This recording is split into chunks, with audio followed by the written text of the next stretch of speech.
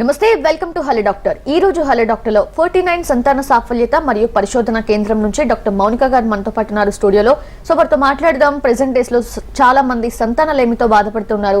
So సంతానలేమికి కారణాలేంటి, ఎటువంటి treatments available గా ఉన్నాయి, డాక్టర్ అడిగి తెలుసుకుందాం. Hello doctor. హలో అండి. సో డాక్టర్, ప్రెసెంట్ డేస్ లో చూసుకుంటే చాలా మంది కపుల్స్ ఇట్లానే సంతానలేమితో బాధపడుతున్నట్లుగా తెలుస్తుంది. ఎందుకు ఆ సంఖ్య పెరుగుతూ పోతుంది, రీజన్స్ ఏంటి?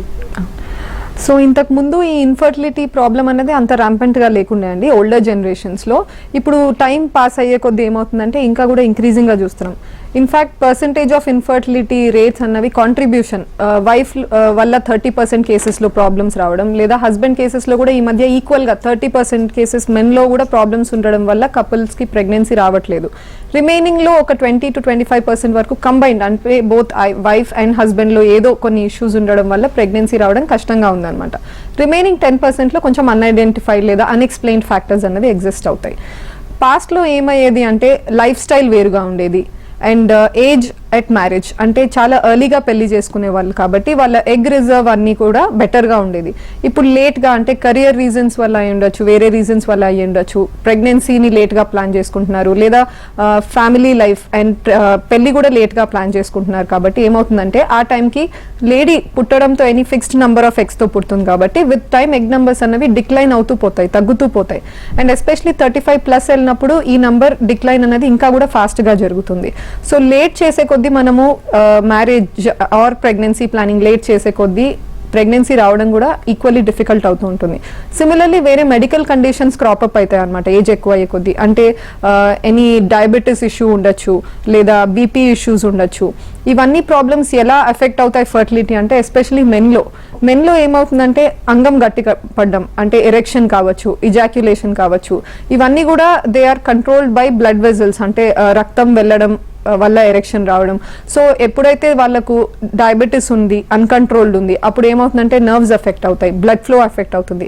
సిమిలర్లీ బ్లడ్ వెజల్ డిజార్డర్స్ అంటే హైపర్ టెన్షన్ లాంటివి, బీపీ ప్రాబ్లమ్స్ ఏమన్నా ఉన్నా, హార్ట్ ప్రాబ్లమ్స్ ఉన్నా కూడా సెక్షువల్ లైఫ్ కూడా ఎఫెక్ట్ అయ్యి ఇన్ఫర్టిలిటీ ఇష్యూస్ అన్నవి రావచ్చు. ఓకే, మెన్లో స్ట్రెస్ లెవెల్స్, ప్రెషర్ ఇది కూడా ఎక్కువైతే కూడా ఈ ఇన్ఫర్టిలిటీకి ఒక రీజన్ అన్నట్టుగా చెప్తూ ఉన్నారు డాక్టర్, ఎంతవరకు కరెక్ట్? సో స్ట్రెస్ రీజన్స్ అన్నవి different people have different opinions అనమాట. కొంతమంది ఏంటి అంటే సైంటిఫిక్గా ఎక్స్ప్లెనేషన్ లేదు అనుకుంటారు, కొంతమంది దే బిలీవ్ అనమాట స్ట్రెస్ వల్ల నిజంగానే ప్రాబ్లం ఉంది అని చెప్పేసి. Stress does have a role అండి. ఎలా ఉంటుంది అంటే ఒక లేడీకి లెటర్స్ ఏ తనకి ఎగ్జామ్స్ ఉన్నాయి, చాలా టెన్షన్లో ఉంది, లేదా somebody passed away in the family, అట్లా ఏమన్నా ప్రాబ్లమ్స్ ఉన్నప్పుడు ఏమవుతుందంటే తన మెన్స్ట్రువల్ సైకిల్ కూడా డిఫర్ అవుతుంది, రాకపోవడమో లేట్ అవ్వడమో, you see that. So definitely మన బ్రెయిన్ హ్యాస్ అన్ ఇంపాక్ట్ అనమాట. మనకు the cycle what the changes are happening గర్భసంచి దాని మీద డెఫినెట్ గా ఎఫెక్ట్ ఉంది. హెచ్పిఓ యాక్సెస్ అంటారు, అంటే బ్రెయిన్ నుంచి వచ్చే హార్మోన్స్ వల్లనే మనకు ఒక ఎగ్ గ్రోత్ రావడం కానీ, ఎగ్ రిలీజ్ అవ్వడం కానీ, all that is under the control of the brain.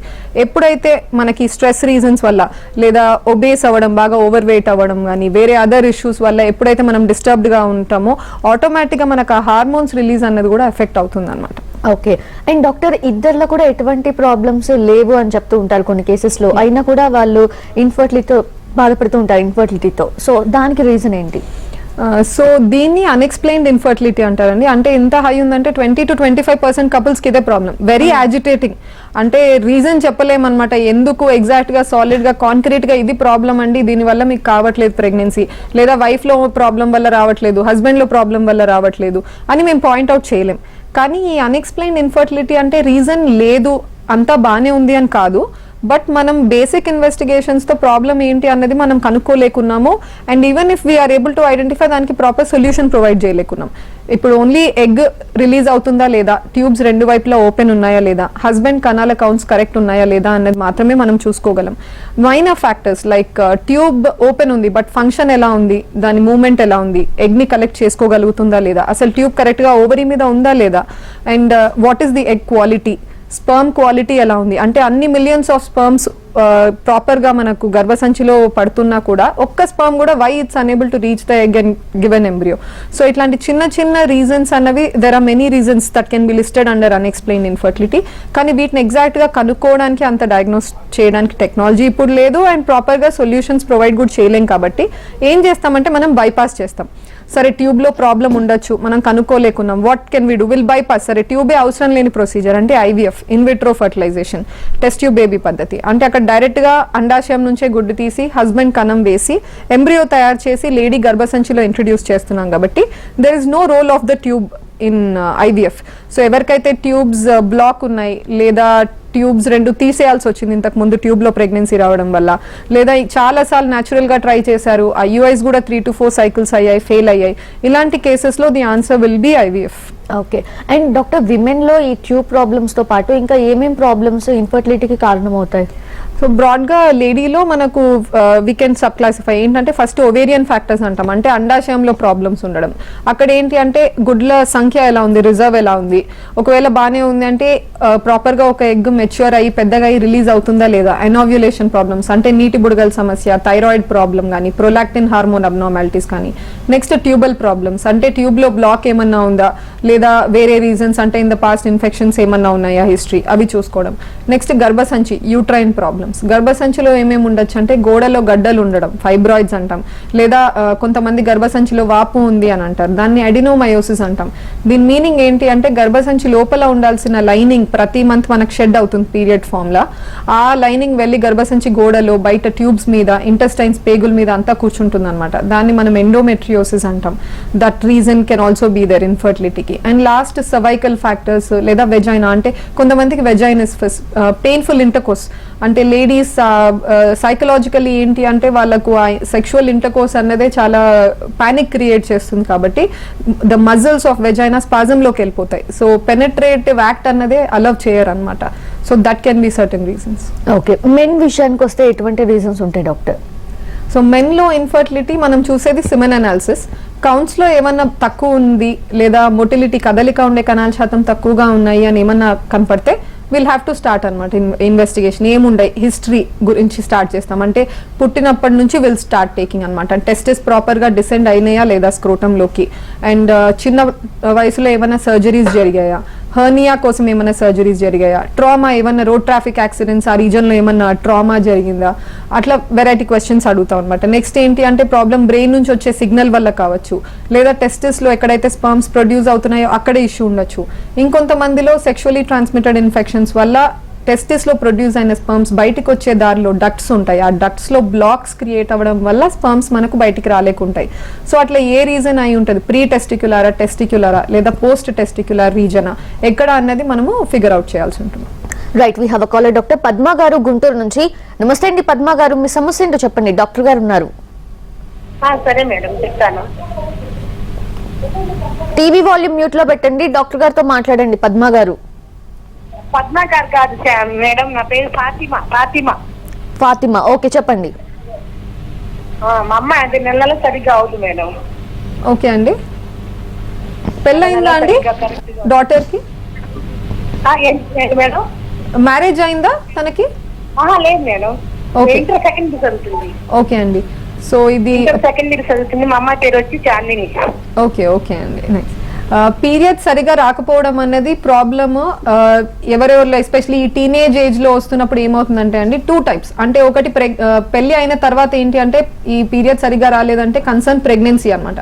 కానీ దానికి ముందు ఏంటి అంటే పీరియడ్ సరిగా రావట్లేదంటే చాలా ఇన్కన్వీనియన్స్ ఉంటుంది. అంటే ఏ టైంలో వస్తుందో ప్లాన్ చేయలేం, ఎక్కడికన్నా స్కూల్ ట్రిప్ వెళ్తున్నామో లేదా కాలేజ్ గ్యాదరింగ్స్ ఏమన్నా ఉన్నాయో మనం ప్లాన్ చేయలేం అనమాట. ప్రాబ్లమ్స్ ఏమేమి అయి ఉండొచ్చు అని చూడడానికి ఫస్ట్ బేసిక్ థైరాయిడ్ చూసుకోండి, ప్రొలాక్టిన్ హార్మోన్ చూసుకోండి. ఇవి 2 నార్మలే ఉన్నాయంటే next coming to her life style, weight. అంటే వెయిట్ ఈ మధ్యలో ఏమన్నా వెయిట్ గెయిన్ బాగా ఎక్కువ అయిందా అది చూసుకోవాల్సి ఉంటుందండి. మీరు ఆల్టరేషన్స్ మీ సైడ్ నుంచి మీరు ఏం చేసుకోవాలంటే డైట్లో ఏమైనా చేంజెస్, వెయిట్ ఎక్కువగా ఉంది అంటే కొంచెం వెయిట్ లాస్ ఎక్సర్సైజెస్ చేసుకొని, అండ్ అది కాకుండా ఈ థైరాయిడ్ కూడా సమస్య ఏమన్నా ఉందంటే హార్మోన్ టాబ్లెట్స్ తీసుకోండి. 2-3 months కంటే కూడా ఎక్కువగా ఎక్స్టెండ్ అవ్వకుండా ఉండేటట్టు చూసుకోండి. అంటే 2-3 months కి కూడా పీరియడ్ రాలేదు అంటే డెఫినెట్ గా కన్సల్ట్ అయ్యి డాక్టర్ని, పీరియడ్స్ వచ్చేలాగా మాత్రలు తీసుకొని పీరియడ్ తెప్పించుకోండి. రాజేష్ గారు వినిపిస్తుందా? మేడం, ఎస్, ప్రాబ్లం ఏంటో చెప్పండి.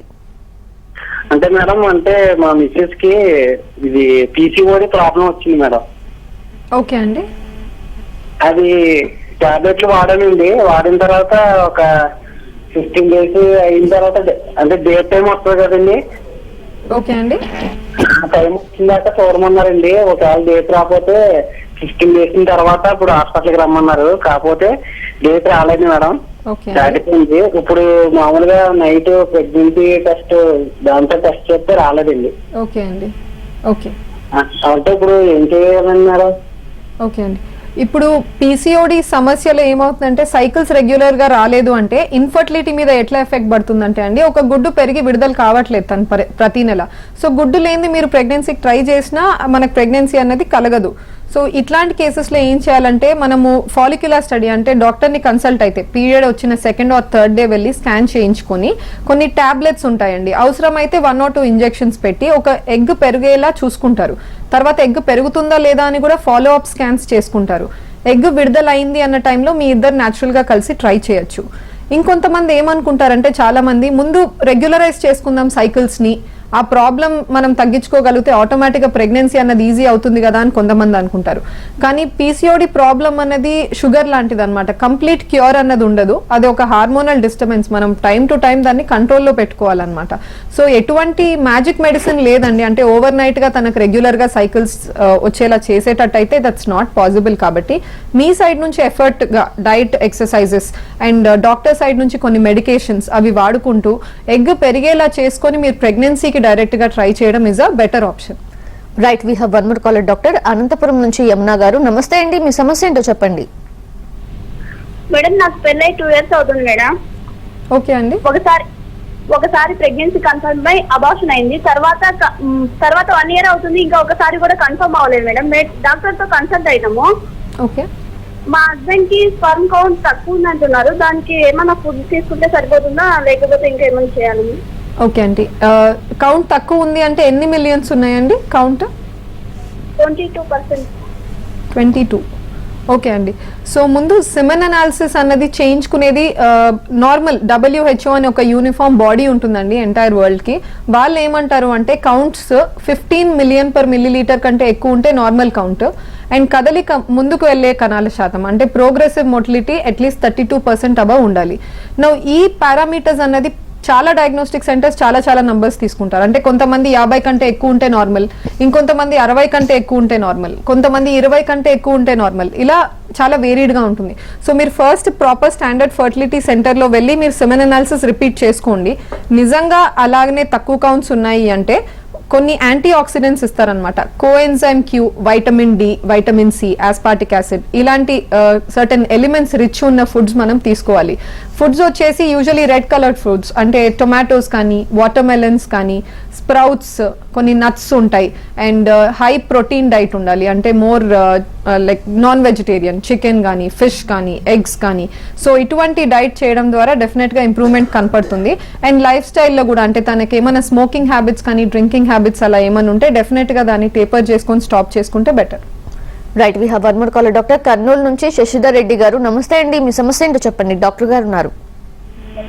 Hello madam. హలో శశిధర్ గారు, చెప్పండి.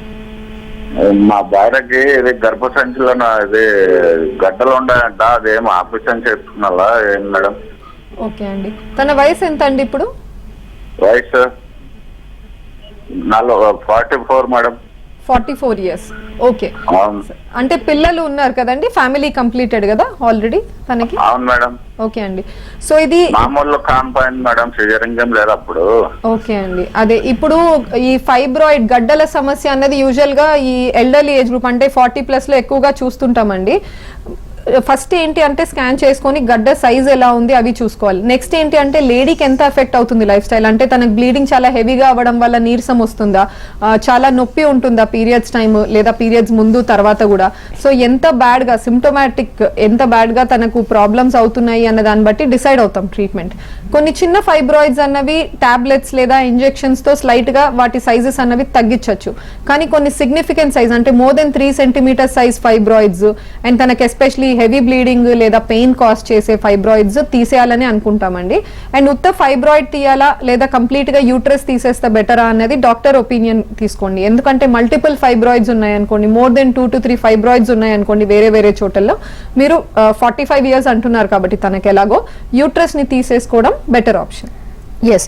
అండ్ డాక్టర్, ఈ ఇన్ఫర్టిలిటీకి ట్రీట్మెంట్స్గా ఐయుఐ, ఐవీఎఫ్ కూడా చెప్తూ ఉంటారు. సో ఐవీఎఫ్ ట్యూబల్ ప్రాబ్లమ్స్ ఉన్న వాళ్ళకని చెప్పి మీరు ఇందాక ఆల్రెడీ చెప్పారు. సో ఐయుఐ ఎవరికి చెప్తారు అండ్ ఏ పరిస్థితుల్లో చెప్తారు, సక్సెస్ రేట్ ఎలా ఉంటుంది? సో ఇంట్రాయూట్రైన్ ఇన్సెమినేషన్ అన్నది it is a small level of treatment అండి. It's not a very advanced treatment like IVF. ఐయుఐలో సక్సెస్ రేట్ యూజువలీ 15 to 20% అంటాము. అంటే ప్రతి సైకిల్లో ఒక 10 couples మేము ఐయుఐ చేస్తే we are seeing success rate in at least 2 to 3 of them. లేదు నెక్స్ట్ ఒక 2-3 cycles దాకా చేసుకున్న వాళ్ళ క్యూములేటివ్ సక్సెస్ రేట్ అంటాం, అక్కడ 25 to 30% దాకా వెళ్తుంది. ఐయుఐ ఎవరెవరికి ఆఫర్ చేస్తామంటే ఫస్ట్ ఆఫ్ ఆల్ లేడీకి ఒక ఎగ్ విడుదల అవ్వాలి సైకిల్లో, ట్యూబ్స్ ఓపెన్ ఉండాలి అండ్ హస్బెండ్ సైడ్ నుంచి కౌంట్స్ నార్మల్ ఉండాలి. ఇటువంటి కేసెస్లో మాత్రమే మనం ఐయుఐ చేసుకోగలం. సో ఒకటి వచ్చేసి అన్ఎక్స్ప్లెయిన్డ్ ఇన్ఫర్టిలిటీ, అంటే న్యాచురల్గా ట్రై చేసి కావట్లేదు అన్నప్పుడు next level of treatment will be IUI. ఇంకొంతమందికి ఏంటంటే హస్బెండ్లో కనాల్స్ 0 ఉన్నాయి, అజూస్పర్మియా అంటాం, కంప్లీట్గా కౌంట్ లేదు. And IVF test tube baby పద్ధతి వెళ్ళలేరు, అంటే ఫైనాన్షియల్ రీజన్స్ వల్ల కావచ్చు, లేదా కొంతమందికి testis as it is fail అయిపోయింది కాబట్టి టెస్టిస్లో డైరెక్ట్గా నీడిల్ వేసినా కూడా స్పర్మ్స్ వచ్చే ఛాన్సెస్ లేవు అన్న వాళ్ళు డోనర్ స్పర్మ్తో ఐయుఐకి వెళ్తారు. సో ఆ కేసెస్లో IUI can be an option. ఇంకొంతమందికి సీరో డిస్కార్డెంట్ కపుల్ అంటాం, అంటే హస్బెండ్ లేదా wife one of them HIV positive లేదా హెపటైటిస్ అంటే ఎయిడ్స్ ప్రాబ్లంతో బాధపడుతున్నారు, లేదా హెపటైటిస్ వైరల్ ఇన్ఫెక్షన్తో ఉంది అనుకోండి. అప్పుడు న్యాచురల్గా కలిసినప్పుడు వాళ్ళకు రిస్క్ ఆఫ్ ట్రాన్స్మిషన్ ఎక్కువగా ఉంటుంది. సో ఆ కేసెస్లో ఐయుఐ ఆఫర్ చేయొచ్చు. Right, we have a caller doctor Santosh Kumar garu Hyderabad నుంచి. నమస్తే అండి సంతోష్ గారు, మీ సమస్య ఏంటో చెప్పండి. సంతోష్ గారు వినిపిస్తుందా? చెప్పండి మేడం. సంతోష్ గారు మాట్లాడండి. డాక్టర్ చెప్పండి సంతోష్ గారు. ఏం లేదండి, లాస్ట్ 4 years అవుతుంది మన మ్యారేజ్ అది. ఓకే, కంటిన్యూగా మేము వేరే హాస్పిటల్స్ లో కూడా చూసాము. ఓకే, అయితే దాంట్లో ఏంటంటే మనకి మా మిస్సెస్ కొంచెం గట్టిగా మాట్లాడాలి సంతోష్ గారు.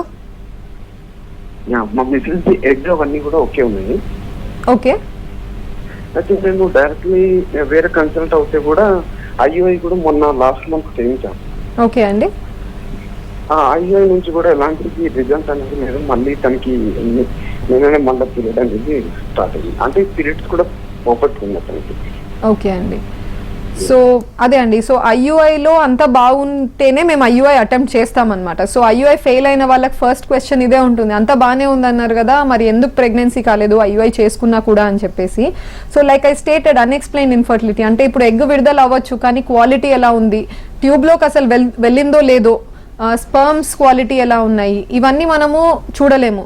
నెక్స్ట్ ఐయుఐలో ఏం చేంజెస్ చేయొచ్చు అంటే నార్మల్గా ఏమంటామంటే ఐయుఐని అంతా బాగానే ఉందంటే అట్లీస్ట్ ఒక 3 to 4 cycles దాకా ట్రై చేయొచ్చు బ్యాక్ టు బ్యాక్. అండ్ అప్పుడు కూడా మనకు సక్సెస్ రేట్ రాలేదు అన్నప్పుడు దిల్ గివ్ ఆప్షన్స్ అనమాట. కొంతమంది లాప్రోస్కోపీ చెప్తారు, అంటే కెమెరా పెట్టి చూసుకోండి ట్యూబ్ ఓవరీ రిలేషన్ కరెక్ట్గా ఉందో లేదో, లేదా ఇంకేమన్నా ప్రాబ్లమ్స్ ఉన్నాయి ఎండోమెట్రియోసిస్ లాంటివి, అంటే గర్భసంచి లైనింగ్ వెళ్ళి బయట ఎక్కడో కూర్చుంది, సో దానికి లేజర్ ఎనర్జీ అప్లై చేయడం, అలా చేసుకొని మళ్ళీ ఐయుఐస్ ట్రై చేసుకోవచ్చు. సో ఇప్పుడు మీరున్న పాయింట్లో ఐయుఐ ఒకసారి ఫెయిల్ అయింది అంటే next time maybe you can make some differences, అంటే టాబ్లెట్స్తో పాటు ఇంజెక్షన్స్ యాడ్ చేసుకుని 1 follicle ప్లేస్లో 2 or 3 follicles ఉండేలాగా చూడడం టు ఇంప్రూవ్ సక్సెస్ రేట్స్. ఇంకొంతమంది డబుల్ ఐయుఐ అని చేస్తారనమాట, అంటే హెచ్సిజీ ఇంజెక్షన్ ఇచ్చిన నెక్స్ట్ డే ఒక ఐయుఐ అండ్ ఫాలోయింగ్ డే, అంటే ఎగ్ రిలీజ్ కాకముందు ఒక ఐయుఐ, ఎగ్ రిలీజ్ అయిన తర్వాత ఒక ఐయుఐ. ఇంకొంతమంది స్పర్మ్ ఫంక్షన్ టెస్ట్ చేస్తారు, అంటే స్పర్మ్స్ మొటిలిటీ యూజువలీ 4 hours వరకే చూస్తాము. అండ్ లేదు ఐయుఐ ఫెయిల్ అయింది రిపీటెడ్గా అన్నప్పుడు 24 hours దగ్గర కూడా మొటిలిటీ అనేది చూసుకుంటాం అనమాట, ఎంత పర్సెంటేజ్ ఉంది అని. సో అవన్నీ చూసుకొని will make some alterations and do some improvements in the next IUI cycle. Right, ఇంకొక కాల్ సిద్ధంగా ఉన్నారు డాక్టర్ సోమన్ రావు గారు. నమస్తే అండి సోమన్ రావు గారు, మీ సమస్య ఏంటో చెప్పండి. హలో హలో, ఎస్ మాట్లాడండి. మేడం నేనేనా? చెప్పండి అదే నా పేరు మోహన్ రావు అండి. చెప్పండి సార్. అదే మా మిస్సెస్ తో ఇంటర్కోర్స్ చేసేటప్పుడు స్టమక్ బాగా పెయిన్ వస్తుంది అంటున్నారు. ఓకే, రెండోది వైట్ ఎక్కువ డిశ్చార్జ్ అవుతుంది, దేని వల్ల ఏంటి సో తెలుసుకుందాం. ఓకే అండి, ఈ పెయిన్ఫుల్ ఇంటర్కోర్స్ అనేది డిస్పెరూనియా అంటామండి. ఒకటి సూపర్ఫిషియల్, ఒకటి డీప్ అన్నది ఉంటుంది అనమాట. సూపర్ఫిషియల్ అంటే ఏంటి అంటే పెనిస్ ఎంట్రీ టైమే లేడీ కంప్లైంట్స్ ఆఫ్ పెయిన్. ఇది యూజువల్ గా సైకలాజికల్ రీజన్స్, అంటే కొంచెం భయం వల్ల కావచ్చు, టెన్షన్ వల్ల కావచ్చు, ఆ రీజన్స్ తో ఉంటుంది. బట్ మీరు చెప్పింది దాన్ని బట్టి డీప్ డెస్పెరూనియా అంటే ఇన్ఫెక్షన్ ఉన్న కేసెస్ లో పెల్విక్ ఇన్ఫ్లమేటరీ డిసీజ్ అంటాము, ఇట్లా వైట్ డిశ్చార్జ్ ఎక్కువగా ఉన్నప్పుడు గర్భసంచి చుట్టూ కూడా ఇన్ఫెక్షన్ ఉన్నప్పుడు డ్యూరింగ్ ఇంటర్కోర్స్ తనకు పెయిన్ అన్నది ఉంటుందండి. సో ఏం చేస్తారు అంటే ఒకసారి స్కాన్ చేయించుకొని వేరే ఏమన్నా రీజన్స్ అంటే ఓవరీలో సిస్ట్స్ ఏమన్నా ఉన్నాయా, అదేమన్నా ఉందా అన్నది రూల్ అవుట్ చేసుకొని పర్స్పెక్యులం ఎగ్జామినేషన్ లో సర్విక్స్ ఆ రీజన్ లో ఏమైనా ఇన్ఫెక్షన్ ఉందా డాక్టర్ చూసుకొని మీకు యాంటీబయాటిక్ కోర్స్ ఇస్తారు. అది యూస్ చేసి వన్స్ ఆ వైట్ డిశ్చార్జ్ అదంతా సబ్సైడ్ అయిపోతే మేబీ ఈ సిమ్టమ్స్ అన్నవి కూడా, ఈ కంప్లైంట్స్ అన్నవి కూడా తగ్గుతాయి.